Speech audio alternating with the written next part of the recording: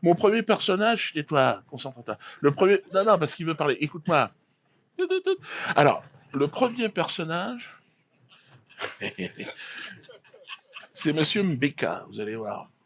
Voilà, il est infirmier à Paris, dans un hôpital, et il est devenu un menteur. Bon, ben, racontez-nous, Monsieur Mbeka, votre parcours et comment vous en êtes arrivé là. Bon, je vais répondre. Bon. Ça veut dire, au départ, moi, je n'étais pas un menteur. Non. Moi, je suis infirmier. Les héros en blouse blanche. Quand tu es noir, ça ressort. Ça veut dire que ne ris pas, les gens nous applaudissaient à 20 heures. Les gens étaient fous. J'ai même fait des autographes à l'hôpital. Les gens devenaient fous.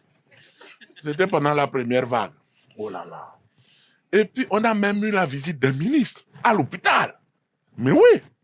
Le gars est venu vraiment avec les gars du corps. C'est impressionnant. Hein? Moi, il n'était pas habitué. Alors, il a dit, vous êtes des héros comme ça. J'ai dit, c'est pas possible. Moi, Mbeka, je suis un héros. Il a dit, oui, même toi, Mbeka. Merde. Alors, j'ai demandé, j'ai dit, mais en tant que héros, est-ce qu'on peut avoir une petite prime, quelque chose comme ça? Mais il a dit oui, bien sûr. Il a dit, on ne peut pas laisser des héros comme vous rentrer dans vos banlieues, dans vos affaires, des lits superposés. Non, c'est fini. On va donner un coup de pouce. Alors je suis rentré, j'étais heureux. Ouh, ma femme me dit, calme-toi. Je dis, mais comment?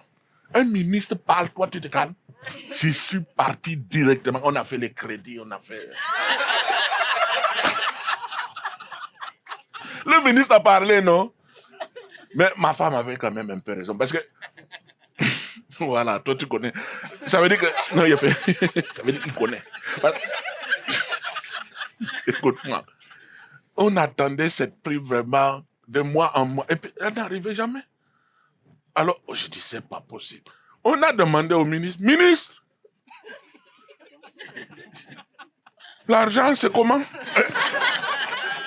Elle lui a dit, non, l'argent a quitté, c'est foutu. L'argent a quitté, il dit oui, à grandes enjambées. Mais, monsieur le ministre, vous nous avez menti. Il a dit, bien sûr. Mais les promesses n'engagent que ceux qui y croient. Mbeta. Il m'a appelé Mbeta. Alors j'ai dit, oui, je suis Mbeta, vraiment. Parce que j'ai cru cet homme, oh là là. Heureusement, nous avons notre délégué syndical. Oui, un gars de Centrafrique. Le gars ne présente pas.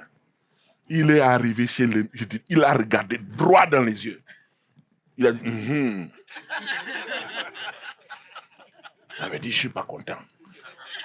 Mais le gars, non. Le ministre a seulement rigolé, quoi. Il a dit, viens là, il lui a caressé la tête comme ça. Donc, c'est tout doux, on dirait un mouton.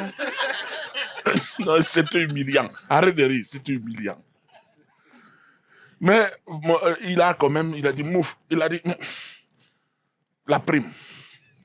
Alors le ministre a dit, ne parle pas d'argent, des choses que tu ne connais pas. Prends ton café. C'est un café pour les délégués comme toi. C'est un café gourmand. Vous savez, ils ont planqué un petit billet de 500 comme ça. Je t'ai dit, mon gars a vu le billet, il a raclé ça. Il a dit, pour mes petits, on fait quoi? Et puis là, le gars a dit, non, fous-moi le camp. C'est là que j'ai compris que quand tu veux t'en sortir dans la vie, tu dois apprendre à mentir. Sinon, c'est foutu, quoi. Alors, j'ai cherché une formation de menteur. Oui. J'ai cherché ça sur Internet, quoi. Tuto menteur. Comment mentir? Ce sont des gars performants, hein. Souvent des anciens journalistes, tu sais, des joueurs de poker, des rabbins. Non, là, vraiment, c'est si tu veux devenir ministre, quoi. Et puis j'ai appris comme ça, naturellement, quoi. C'est bien fait de devenir menteur en une semaine. Moi, j'ai une semaine. Tu prends de l'assurance, tu mens. Après, je suis passé de la théorie à la pratique. J'ai commencé à mentir en famille, quoi. Avec mes petits, là, 3-4 ans, non, tu mens vite fait. Après, J'ai essayé de mentir à ma femme. C'est plus dur, c'est plus dur. Ne te lance pas comme ça. Hein. Il faut vraiment... Un jour, quoi, j'avais de l'assurance, quoi. Donc, je suis arrivé nonchalamment. Parce que quand tu dois mentir, tu dois être nonchalant. Donc, je suis arrivé nonchalamment. J'ai dit, chérie, mon amour. Elle m'a regardé, elle a dit, tu mens. Ah, donc, je ne veux même pas m'en parler. Hein. Merde. J'ai dit, cette femme connaît mentir dangereusement. Et puis après, non, je mentais avec les collègues. Ils me disaient toujours, pourquoi tu mens? J'ai dit, essaye de m'en sortir, lâche-moi. Et après, j'ai menti aux patients. Voilà. À l'hôpital. Parce qu'avec ces affaires de vaccination, non, ça c'est facile. Parce que les gens arrivent à l'hôpital. Aussi pour le vaccin, c'est dangereux. Voilà, tu dis non. Pas de problème. Ils disent, oui, mais on a lu que des femmes devenaient un peu stériles, tout ça, que des gens même meurent. Non, pas tellement. Ce sont des morts naturelles. Ah bon? Oui, mort du nourrisson.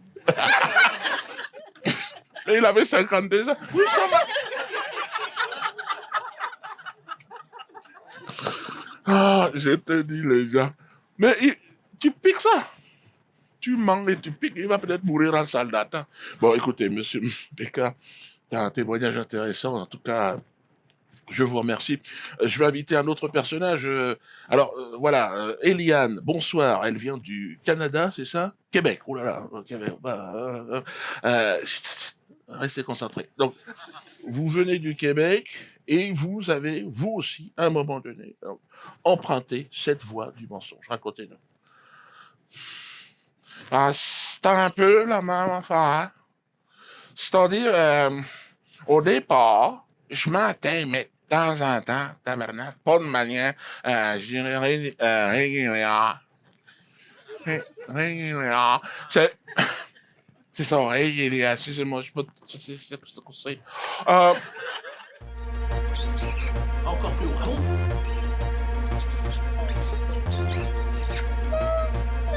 Là, on est tout en haut, les têtes. Au-dessus, c'est le soleil.